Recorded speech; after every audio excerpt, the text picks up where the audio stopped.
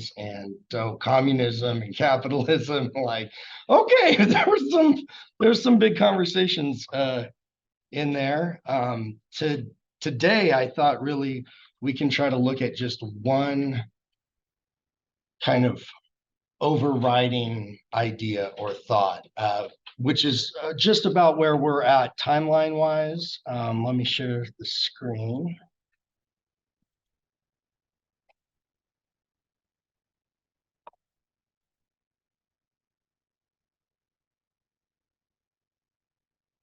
Yeah, and that is the idea of manifest destiny. Now, who wants to take a shot at just kind of explaining in regular language what that means, or maybe what you, if you've, I'm sure some of you at least probably remember the word from like 11th grade history, but whether it was explained well or, your brain was formed well enough to learn it then, I don't know. Yes.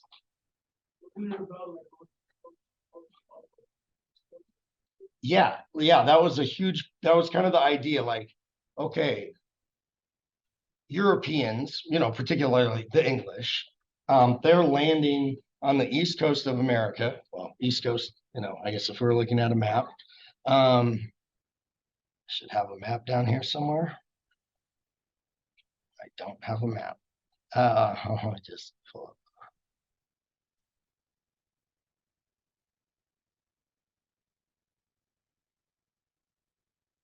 We'll just pick 1890 as a starting point. So, um,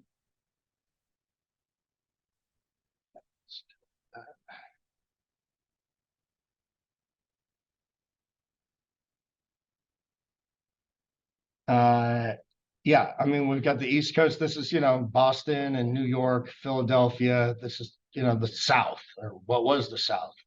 And then between the foundation of the country and the Constitution in 1789 and 1865, all of this had become incorporated in America out to here. Kansas and Nebraska are in as well. California is a state. These are largely territories out here, but right after the Civil War, they start growing and expanding and, turning into organized territories and then applying for statehood. So this is a lot of land, though. I mean, if you've driven, if you've even tried to drive to like Utah or Colorado, anywhere like this way, you're like, man, there's a lot of boring nothingness there. Like it's just, whew. I mean, West Texas, dang, you think the Antelope Valley there ain't nothing to do here? Go to West Texas some weekend. Nothing. We're an hour from Los Angeles. It's not that bad. But it's still today, I mean, that's the western half of the United States is very sparsely populated compared to the, eastern half of it. And there's all kinds of reasons for that, but one of the reasons probably also being that the Western territories were colonized later, because that's essentially what the American government starts doing, right? After forming 13 states out of the 13 colonies, they pretty quickly are starting to add new states in that are kind of organizing in territory and petitioning to come into, the Union. Which is kind of one thing if it's like, oh, a state like, Vermont. That was one of the first ones to like come into the Union. It's right next to New Hampshire. It's relatively sparsely populated anyways. Like it's pretty wooded. It's a small area. And there had been white colonizers living there for hundreds of years already at that point. That's not really the case in like, Nebraska or Wyoming. There's not a lot of Europeans out that way at all. If they are, they're like Canadian fur trappers. It's not like Texas where, it's a bunch of cattle rangers that go down that way. Yeah. So after the Louisiana Purchase, which is, happens during the kind of aftermath of the French Revolution, and Napoleon is taken over and he needs money to fight his war in Europe. So he sells all of the land in America to the American government, to Thomas Jefferson, for an incredibly good deal. And it like doubles the size of the nation essentially. And so it's a lot of land, so much to the point where nobody's actually sure what's out there, or if we can find this elusive Northwest Passageway, like a Mississippi River, but that goes out to the Pacific instead of down into the Gulf of Mexico, because before railroads, that's by far the fastest, most efficient, cheapest way to ship anything is on ships. So if you can use a river, like it's going to be good for business. So, Lewis and Clark go out, they come back. Thomas Jefferson, who was like, into architecture and surveying and all kinds of stuff. He said, my God, it'll take us 500 years to reach and colonize the west half of the country, because he envisioned a bunch of, they call them yeoman farmers. It's like, you're a little bit better than a dirt farmer.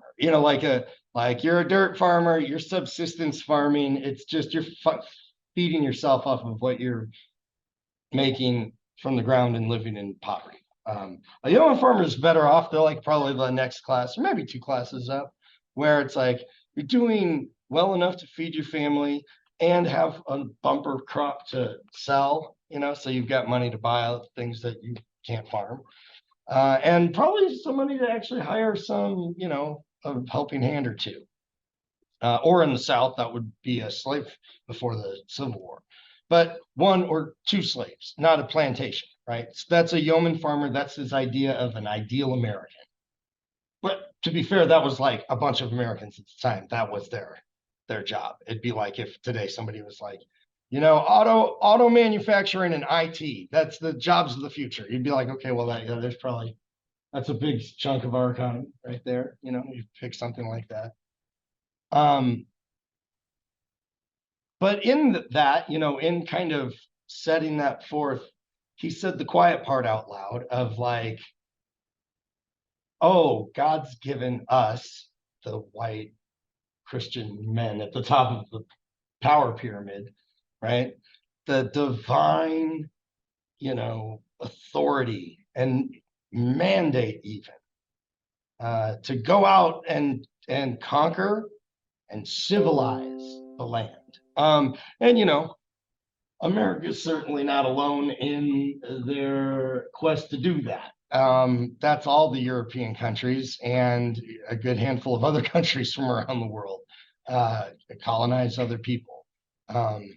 You know, Korea and Japan have a tense relationship. Like they call the Japanese colonized the Koreans, like several times conquered them and like made them a puppet state. And to another extent in parts of China as well. So it's not like even a European thing.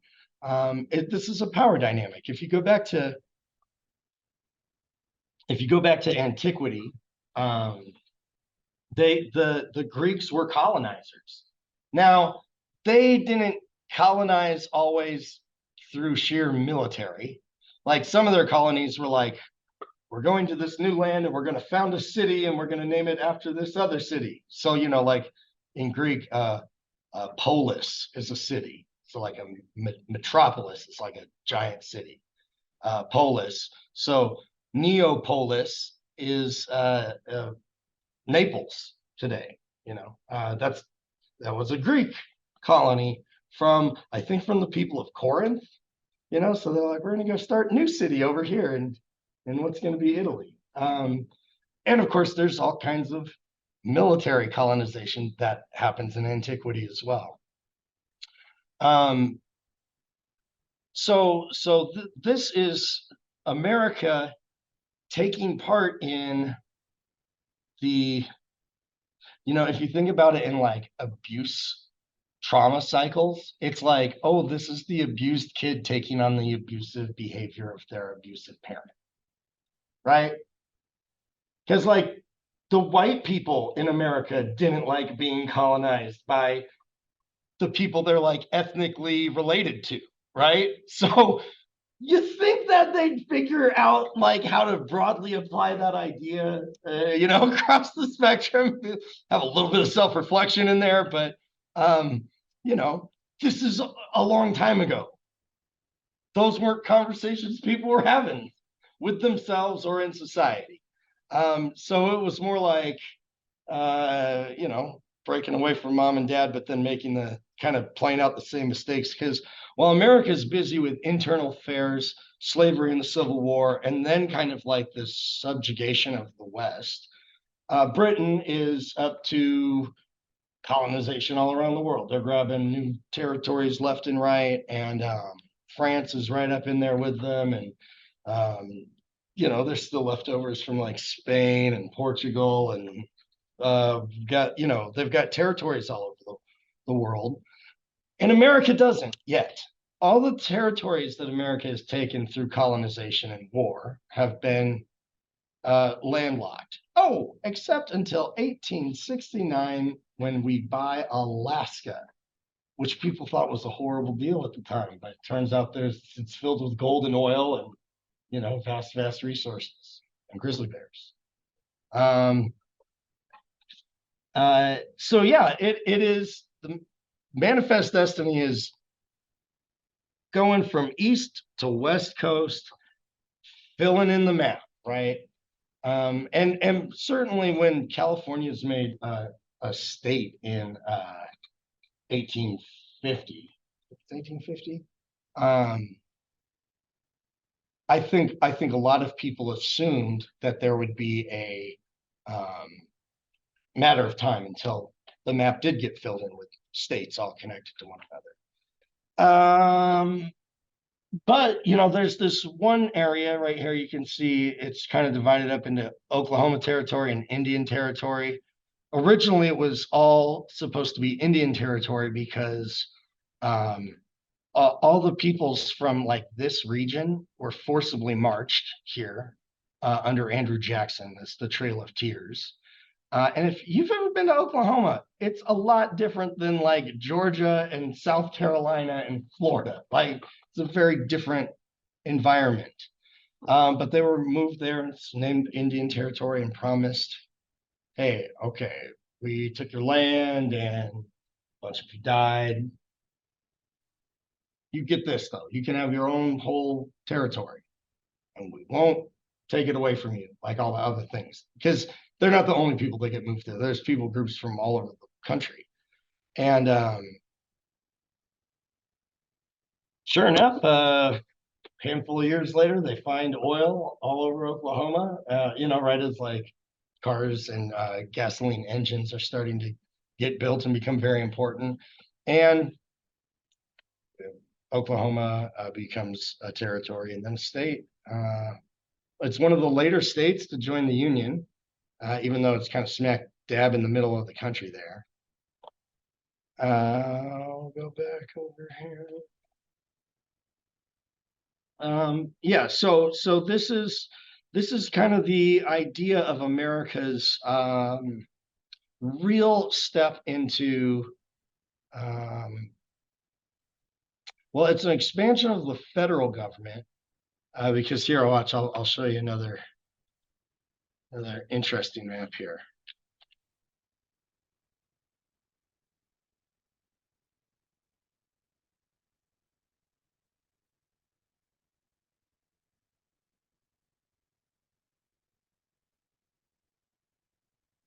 Oops, I spelled it. Don't get it. Check it out. So the red is the portion of the state that the federal government, like Washington, D.C., owns of the state.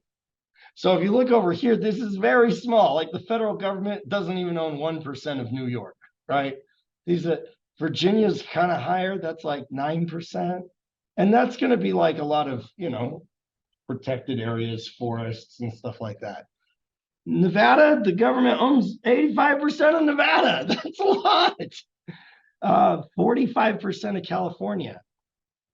it's hard to see, but that's 69% of Alaska. So, the federal government has a vested interest in expanding at this time because the federal government expanded quite a bit during the Civil War.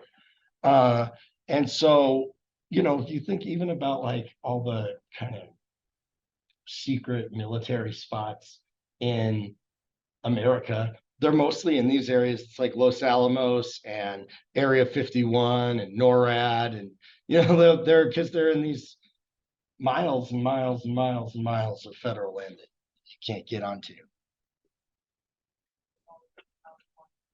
Yeah, we have Air Force bases all over the world.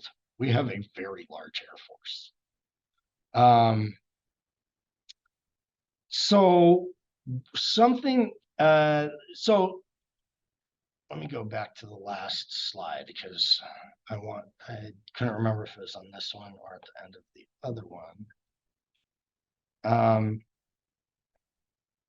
In 1890, the Wounded Knee Massacre happens. And this is like there had been a whole series, it's in your book. There's a whole series of like different Indian wars or Native American wars with the federal government. The Battle of Little Bighorn being one of the more famous ones that the federal government lost. And so kind of in revenge for that, they go on a big manhunt and wage a lot of war. And by the time 1890 rolls around, the native population in America is like at a nadir. It's like the lowest it's ever been in the history of before, any white Europeans were here at all. And so a group gathers in South Dakota at the Wounded Knee Creek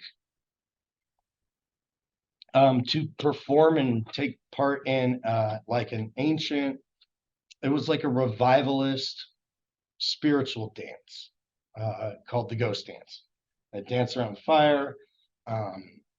And the government comes upon them when they're in camp, and it's mostly like women and children that are there. It's like at least a half and half. And they slaughter over 300 people, just unarmed. It's a massacre. It's like, oh, that's like a war crime, a crime against humanity. Like we talk about other countries and the evils that they do, like with clarity. But oh, wow, we've got some really, really, really horrendous events like this in our own past that kind of make it hard to square away with like America being good and God's arm of justice and progress in the world. That's pretty hard to square away with this. I'm going to go out on a limb and say, like, if you're a logical person, you're likely not a racist because racism is quite illogical. But maybe you could be a pretty logical person every other area of your life, but you grew up in a super racist house, so you've got some racism in you. I think the logic might win out and go like, yeah, that's hard to justify, that kind of stuff. I don't know. And it's something that we don't talk about. Like it's just kind of left off the map because I think it's so hard to square away with. Because look, like while that's happening, we're erecting the Statue of Liberty, in New York City, with this poem on it, the New Colossus, this very famous poem written by Emma Lazarus, not like the brazen giant of Greek fame, Colossus, the famous statue, with conquering limbs astride from land to land. Here at our sea-washed sunset gates shall stand a mighty woman with a torch, whose flame is the imprisoned lightning, and her name, Mother of Exiles. From her beacon hand glows worldwide welcome. Her mild eyes command the air-bridged harbor that twin cities frame. Keep ancient lands your storied pomp. cries she with silent lips.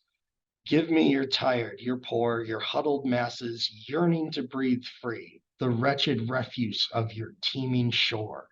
Send these, the homeless, tempest tossed to me. I lift my lamp beside the golden door. I mean, that's a beautiful poem.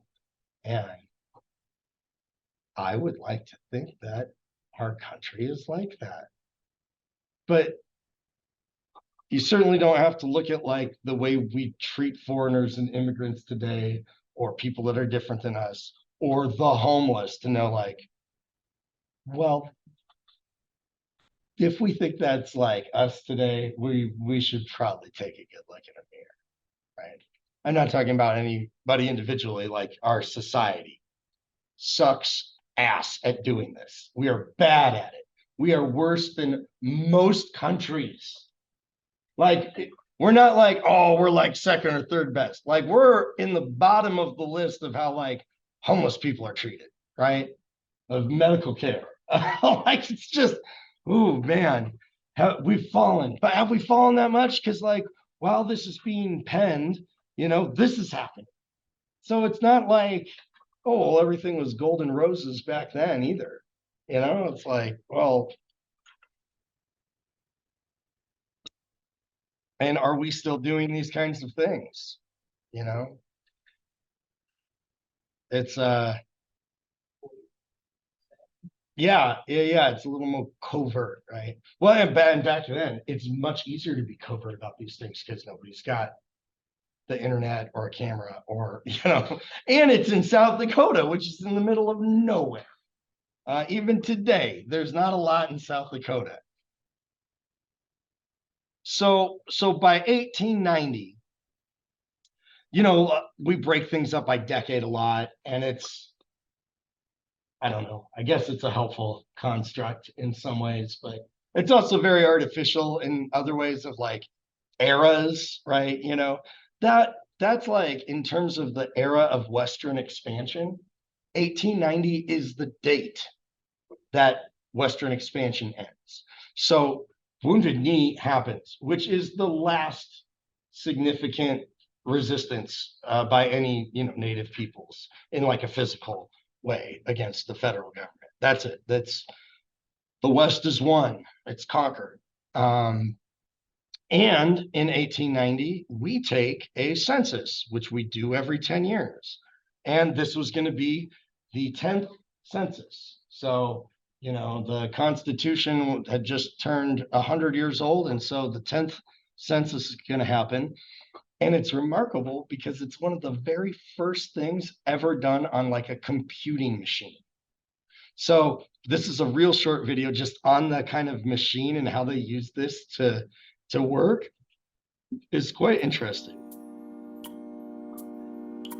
This is the Hollerith tabulating machine. It is one of the first electrical tabulating machines invented by Herman Hollerith in 1884. Now, it is used later in 1890 for the American census. You would have a card for that census to collect different data. They're looking for race, gender, age, illiteracy, as well if you are born in the United States or an immigrant. You would take that information, that punch card, it would be put down here. You're gonna create an electrical circuit. When these little springs, they would come down. Mercury is also going to be used to help conduct that electricity. That information then is calculated along these dials. The Hollerith tabulating systems, they later became IBM. Prior to this invention, when women were joining the industrial workforce, they were mainly working for the census. They were collecting that data, calculating that data, and writing it down. Therefore, they were trained to use this invention. Fascinating on a lot of levels, right?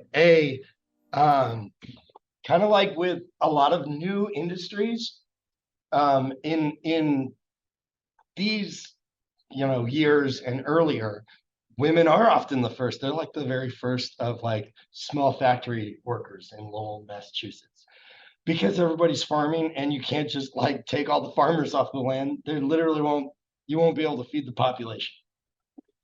So And especially if it's like younger women, right? Like 17, 18, 19, 20-year-old women who aren't married yet and can move towns or move for these jobs. So very interesting that like some of the very, very first computer programmers were all female. I think that's awesome. Um, the uh, census gets processed way faster this way too, right? So um, yeah, it's a huge leap forward in processing information, which allows the results to come back in, um, and 1893, I think the main results are in, and the Bureau of Land Management looks at the results and essentially declares the frontier is closed. Like, we did it.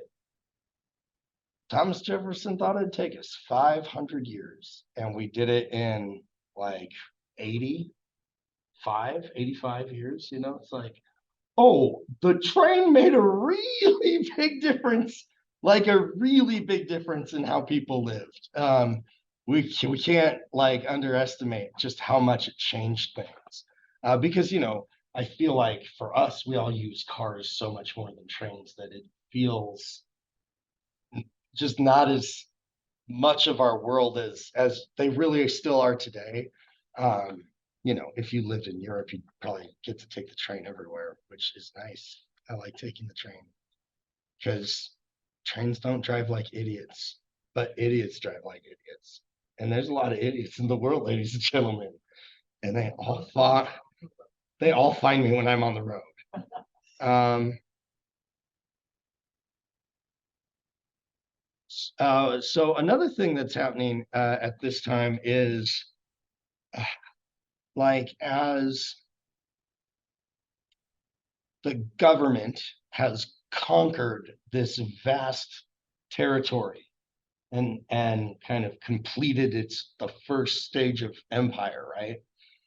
Um, there's a sense of conquering nature in that as well, right? Like that for all of human existence, nature kills us much more than anything else, right? Like it's just very destructive and violent and unpredictable. And we're at a point now where it's like, oh, they're not as worried about animals eating them as humans had been for all of our existence, basically. Uh, And with the invention of things like dynamite, you can really like transform nature in a way that you just couldn't before those kinds of explosives. And so people begin making dams all over the country.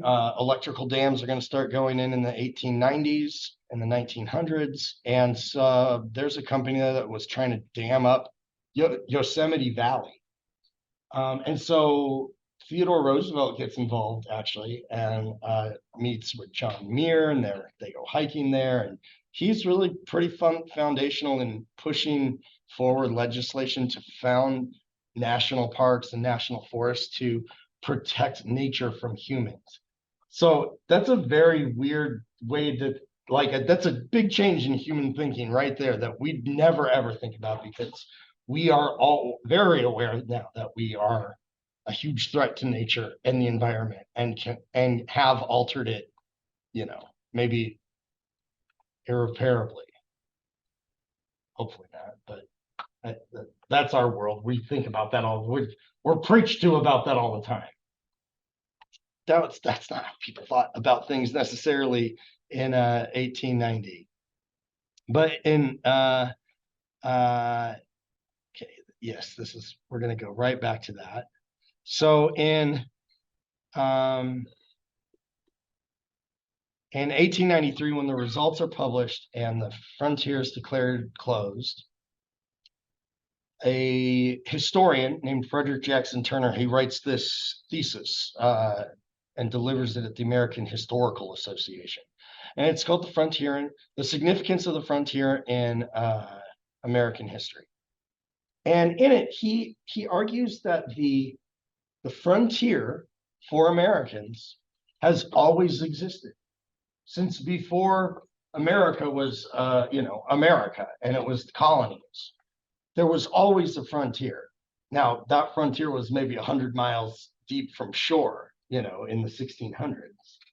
But in the 1700s, you're up to the mountains, and by the 1800s, it's the other side of the Appalachian Mountains, and through the Ohio River Valley, and then mid century, it's probably west of the Mississippi, right? But there's always been a frontier, and so with that, there's opportunity. I mean, if you go to a territory where there's not one of the reasons people like living in territories because there was very little law. Like, you could just set up a saloon in a shack. You didn't have to get permits for any of that stuff. There's maybe a marshal in town or around that kind of deals with things ever here and there. There's no police forces. There's no prisons, right? There's like a local jail that they might throw you in for a day if you misbehave, or they'll hang you on the spot. That's kind of like the two options. It's like, well, you can spend the weekend in jail, or we're going to tie you up on this post right here, which they did a good deal of that as well. But a lot of people are just like handling this business between themselves, shooting each other. It's a wild place. So you've got opportunity out west, right? You can also, if the city is just too congested, or the hecticness of life in kind of like more, deeply condensed urban areas is too much, it's a pressure valve. Like, you go west, young man. It's what I think Horace Green wrote. Go west, young man. Like, that's your opportunity is out there. And so, and it provides an element of democracy, because in unincorporated things, like, there isn't really such a set structure of government. So you have to do cooperative things to just get stuff done, right? Well, if you guys want to all have a town meeting hall, well, then we all need to get everybody together and pitch in money to build one, and then we're going to vote who's in charge of those things. So the first states to give women the right to vote were all in the West. I think Colorado is the first one. Utah, Nevada, all Idaho, it's all Western states, because the societies weren't so gender divided. It was just much more of a mix of everything. And because there wasn't an established societal order, women could be opportunistic in business, right? And like open up shops and hotels. And it's like, oh, there was just a more freedom and democracy out west compared to like Eastern cities. So there's all this appeal there. And, it's few people that do that. Most people are not packing up to travel across the country at this time. It's costly and dangerous, and you got to be pretty adventurous to do that. But it's there in the mind for all people. And that's kind of what he was saying. Like, this is a fundamental part of our collective psyche. Like, this is what it means to be an American, that there's a frontier.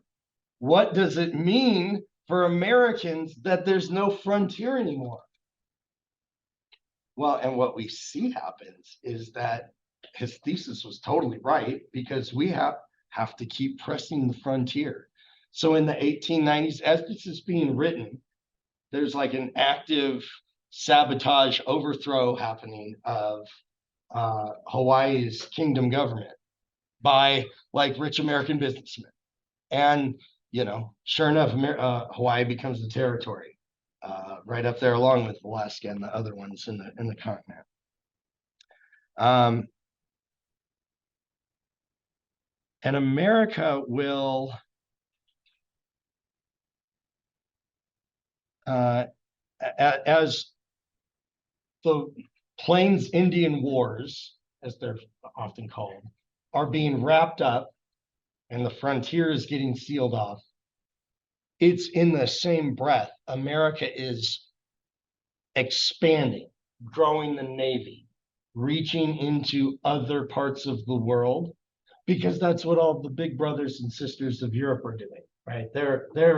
America's late to the game in terms of foreign colonization that way. So in 1898, we're going to get into a splendid little war, which is to say it worked out pretty good for America because not a bunch of Americans died, and we spanked the Spanish and took all of their all of their land. Like by this point, Spain was not the Spain of Columbus. It was like a kind of, they called it the sick man of Europe. He was like this deteriorating country from within. And their navy was way outdated, and um, they weren't a hard military to defeat because it happens very quickly. We'll watch this short snapshot of it. America is putting down its recently former allies. This is all. How long is this one? The modern United I really want to watch this John Oliver one, but it's a little longer. How about okay,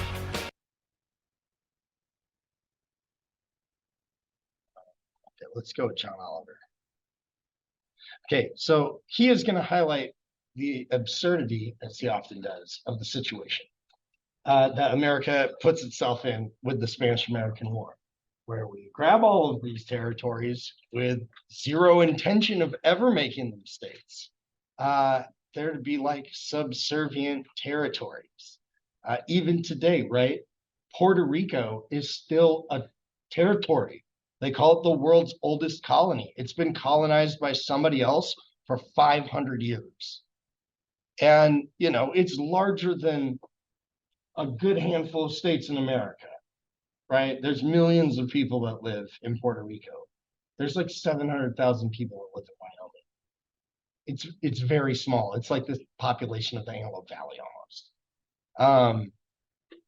So he does a great job of like just illustrating kind of the contradictory nature there, and kind of bear that in mind with MLSs here. It's like, wow, that seems like it was pretty racist in 1904. Like, I don't know. It's definitely way past its shelf life nowadays. So I don't know. This brings up all kinds of like complicated questions though. Like, okay, well, what do we do with Puerto Rico then? Should we make it a state? I don't know. Some Puerto Ricans don't want it to be a state.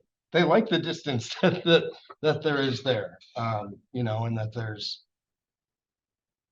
just a different set of things than what statehood brings. Also, like letting any of these smaller island nations like have independence, but that's complicated too because like the federal government's got buildings and all kinds of infrastructure invested in there, and there's all kinds of American companies operating there and have plants and factories, and so it's like, well, this is not, there's not really a perfect way to do this. Yeah, I don't know. Anybody thoughts on that? I'm not Puerto Rican, so I feel like I've got, I feel like my voice as an American is like, we've put Puerto Rico through enough. We should just let them decide whatever the hell they want to do. Like, you know what I mean? I kind of feel like all the states should have that right, though, too. But any thoughts? Yeah. It is kind of crazy that they serve in our military, but yet have no rights for us. And then, like you said, it is a complicated situation because obviously America is benefiting from their land, their service. America is greedy. They're not going to want to be like, you know what, we've done a lot of wrong to you guys. Here's, all your chips back. Go ahead and finish playing. Yeah. Your Not. partner will leave you alone now. Yeah. And I think like the answer would be some sort of treaty, but I mean, God, could you imagine what nightmare that would bring? And who knows if then we strike up a war because of trying to come to an agreement. Yeah. And I mean, I don't know what allies that Puerto Rico are in other territories would have alliances Right. to come fight us, but I mean, America's That's all strong and all, but we're not that strong anymore compared to what. it is a good, that's a like very important element to think about though, is like, okay, if you're a territory of the US, like people are not gonna mess around with you. Like the United States Navy will roll up on you. Like you don't have that protection if you're just an island with 400,000 people on it. And like that's a different game. You have to be in some kind of like confederation of island states or something like that. That other countries around the world though get some of that protection for free. I mean, Japan is, I believe their military is like restructuring and growing again, but for decades and decades and decades after World War II, like, well, they didn't invest any of their money into the military because they didn't have to. Because America was there and had bases in Japan, still does. Um, but I mean, it kind of sucks for Japan. Like, I wouldn't necessarily want the American military living in my backyard. But also, if other people were looking threatening, I'd be like, it's okay, you can stay there for a little while. Like, well, yeah, I mean, you get to invest in the whole rest of your economy for that. Okay, so the this is you'll read about this in your book, but that's a video you can watch. That is about America as well as Japan and a bunch of other European nations forcing China to open its doors for opium trading, basically, because all these other countries were profiting off of, growing opium in like their colonies and selling them to the Chinese. So the I don't think I was on the last slide. Um, I have a whole section in the book about the scramble for Africa, right? For how European nations just start going nuts trying to like carve up the interior of Africa. So that's all going on. But the worst of the worst kind of situations is the Belgian Congo, which is a crown colony. Like King Leopold owns the colony, it's his land.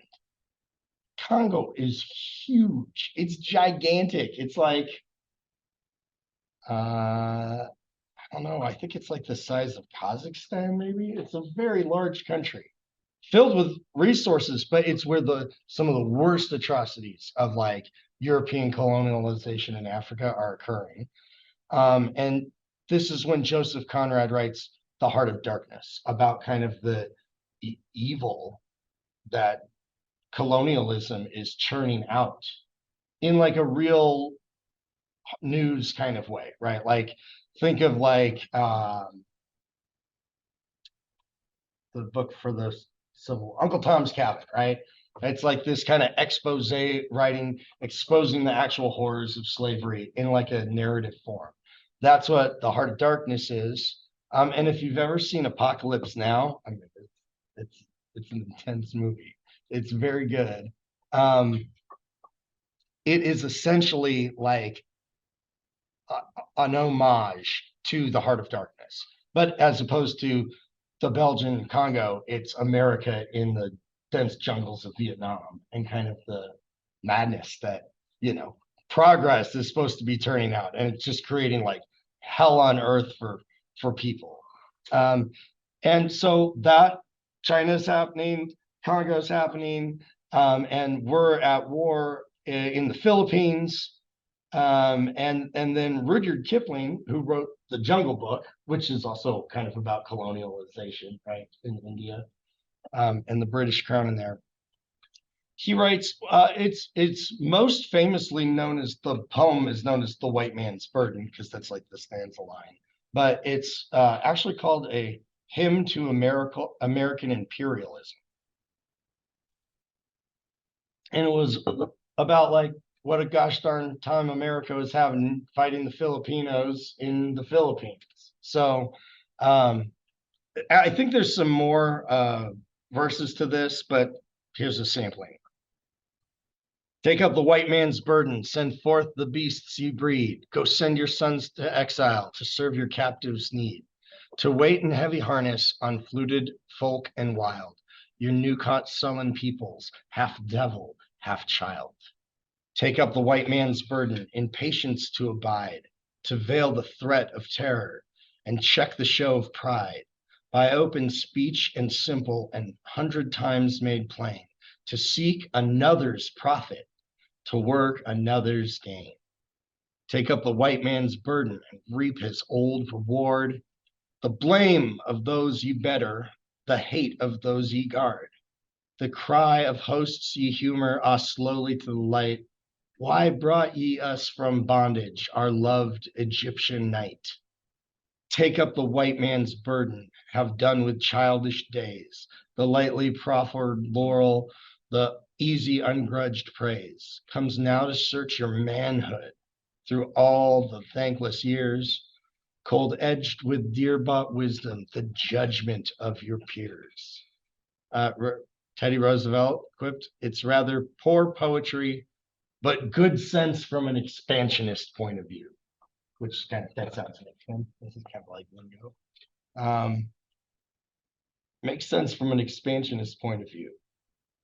So, I mean, it's kind of old-timey Victorian-ish language, but what'd you pick up on? Or what lines just stood out to you, maybe?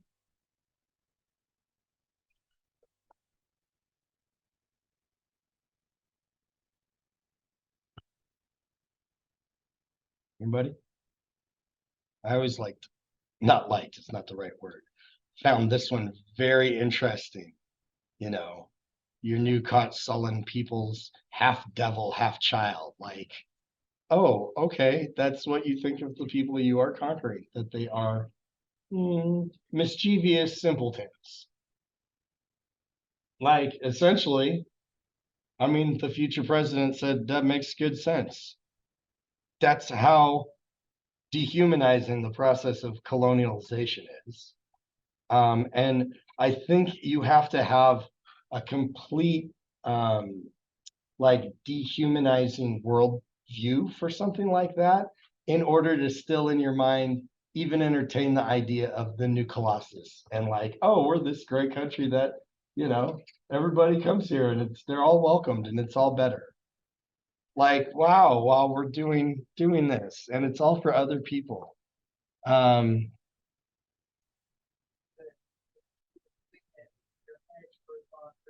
right, Like, oh yeah, for sure. right. Yeah. Make them better by coming there. Then, you know, it's all positive. It's the lies we're telling ourselves about it, right? Yeah. And, you know, I mean, so for most Americans, though, they're never going to go to the Philippines. I mean, that's probably true still today, but it was definitely true in 1900, right? Like, very few people are traveling to the Philippines from America.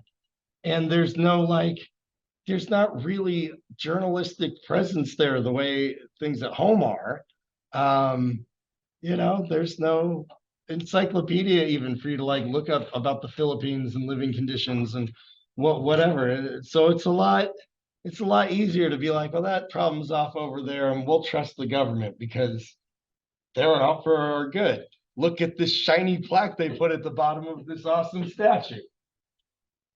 They could never lie to us. Come on, guys. They're the Statue of Liberty government. And you know, I think like when for children, right, it's easier to see that as like, oh yeah, of course. And because there's all kinds of awesome things about America that are great about our country. And the imagery that's used, like the Statue of Liberty and the flag, and you know, pictures of the White House and kind of the American flag pins and Fourth of July stuff. That's an intentional thing from our government to get leeway on things.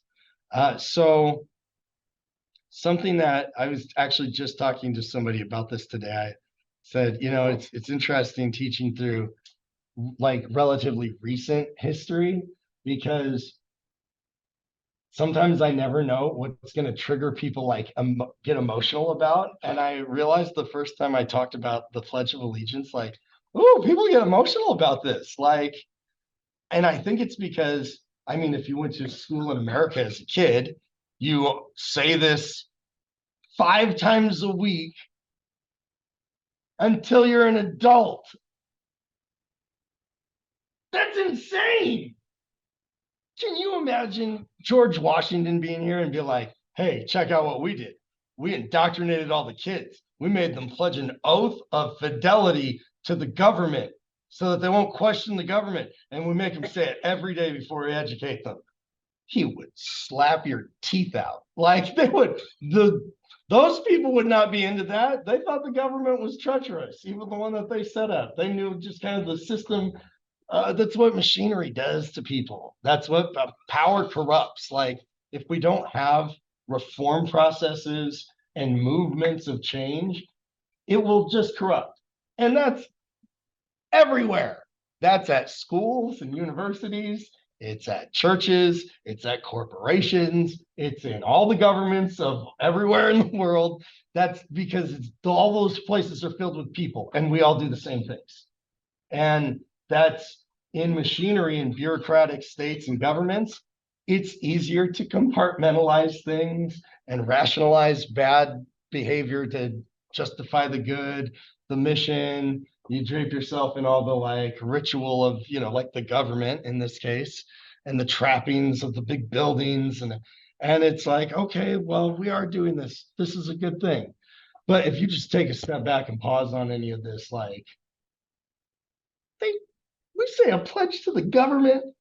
That sounds crazy. Like if you told me that there was a bunch of children in any other part of the world that got up every day and pledged to their government, holding their heart over, like at the flag, kind of like the Nazis did, right? That different hand movement. But as you can clearly see, we used to too. That used to be ours, guys. It was Sieg flag. And then 1930s Germany rolled around and we're like, hey, Ixnay on the stepping day, like done. We got it's a thing to inspire patriotism, but like, that's an insidious word in and of itself. Like, what is patriotism? Like, does it mean never saying bad things about the government?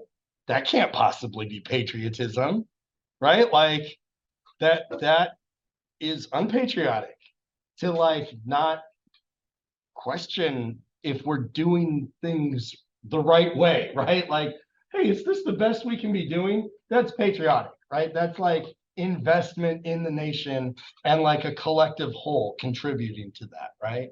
But being like, the government is the best, the government, always does the best thing for the people. And, if you're questioning them, it's the same thing with like, I find like with police support, it's like, you just want me to blindly support all police? That's insane. I don't blindly support all of any one group of people. Like that's crazy to me. There's clearly bad cops all over the country. Yeah, again, because there's people in the police force. Right? It's like, well, that ain't ever going to go away. We can get better about the corruption for sure, but you only get better at that by questioning it, right? Like, and doing reviews and putting in new processes to change things. Yeah, and prosecuting, offenders, right? Like that's the hard work of being like actual pro like law enforcement. Is like, yeah, like let's enforce laws justly. I don't think anybody's thinking we're doing that super great these days. Um, and that's not like just the fault of police departments either. Like there's a lot of players in that game, a lot of slices to that pie. So in the 50s is when we add in the one nation under God, into the pledge to like stick it to the atheist communists. They're like, you take that, communists, you atheists. We're gonna indoctrinate that people believe in God here, because it's the opposite of the government didn't really care much before that, if you were an atheist or not. I mean, you kind of get around socially very well, but it's the so many of people before the 20th century, they had very loose beliefs on God, most Americans, I would say. But this kind of coincides with the second wave of conservatism after World War II, right? The way that the 20s were that way in a lot after World War I. So you got the real rise of fundamentalism then and the Scopes monkey trial. And then in the 50s, you get a lot of this kind of like, it's a Red Scare persecuting communists, and then a lot of kind of heightened state religion things, much more of a show of Christianity, because it literally, I mean, it sounds so ridiculous because it is. It's stupid. But like, that's what people thought was like combating communism, or a component of it, right? Like making things more religious. But then, of course, that's also a really great way to control people. If like you attach the government and God together, right? That then like, well, don't question the government, you're questioning the Lord. You get struck by lightning. That, but that's manifest destiny, right? That goes way back before the 1950s. That's kind of been the thing that's been pushed on Americans, that idea. I used to do like live polls in class, just like off your cell phone. I haven't done them since the pandemic because I haven't been teaching live. So I might put some together for the next weeks because they're very interesting to get your guys' takes on things. Well, I remember asking everybody one semester though, like, I don't know, like it was like how, like, what, do you believe in God? It was all anonymous, right? So it's like, I don't know, like 60% of the class said yes. And then the next question was, do you think God has a special mission for America? Or I framed it better than that, but you know what I'm saying?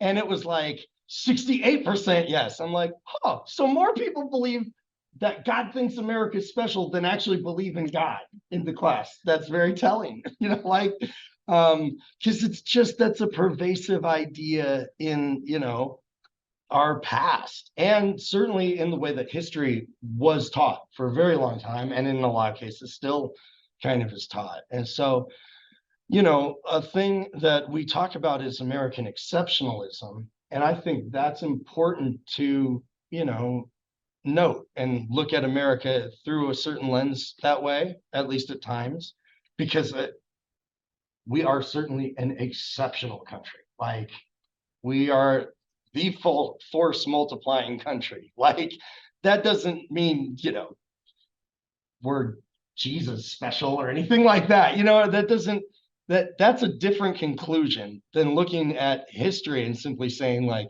wow, there are a lot of unique things about America, and we're very, very one of a kind in terms of like world human history. So that's undeniable. That's just kind of what's up.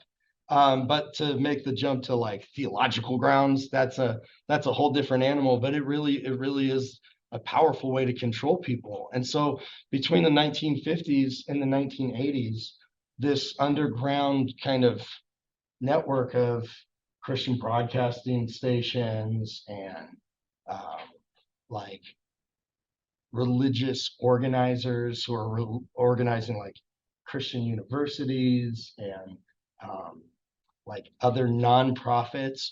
By the time they get to the 80s, that group is formed into like, they call themselves the moral majority, and they control American politics. Even still today, I mean, the fact that Trump got elected president was because of that base, like the hardcore conservative Christian base that doesn't often vote, and actually really didn't vote very much at all before the 80s.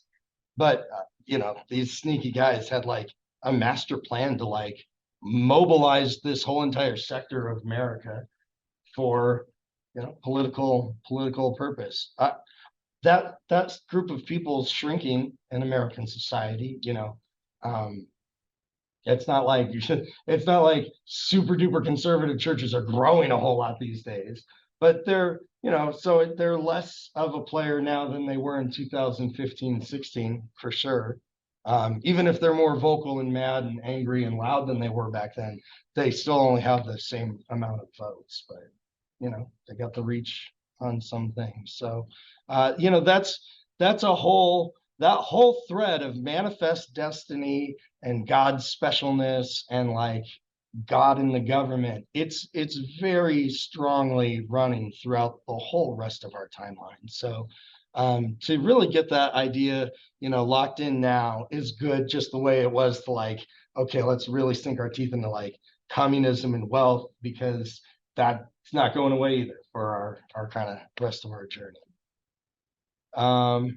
Yeah, I think we got through most of what I wanted to. Watch this video on your own.